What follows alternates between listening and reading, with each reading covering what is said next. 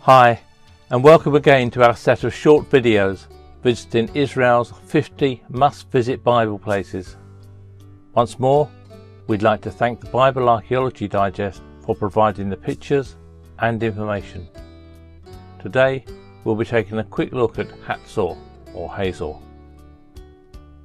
Acropolis is simply the Greek term for upper or higher city. And that is what people find when they visit the excavated Tel Hatzor in the Hula Valley. Most people visiting Tel Hatzor today do not realise that the excavated portion of the city that they see is merely 1/8 of the original biblical city.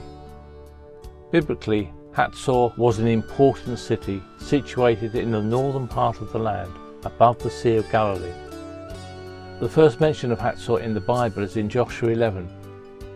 Joshua turned back at that time and took Hazor and struck its kings with the sword, for Hazor was formerly the head of all those kingdoms. And they struck all the people who were in it with the edge of the sword, utterly destroying them. There was none left breathing. Then he burned Hazor with fire.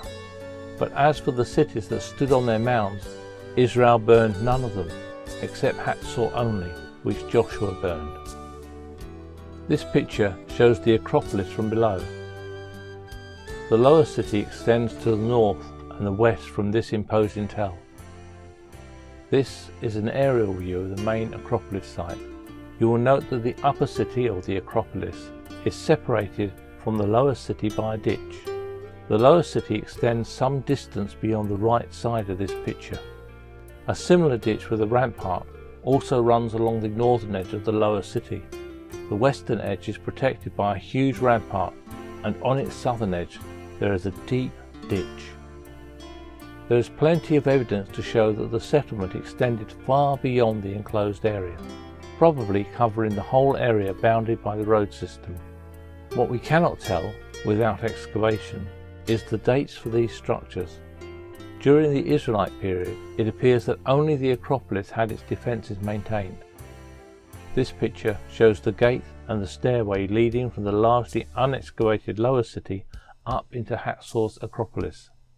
Archaeologist Yigal Dean, who excavated here in 1955 to 1958 and 1968 to 1969, estimated that the Canaanite city of Joshua's time could have accommodated 25,000 to 30,000 people. The covered area visible on the mound is a Canaanite citadel.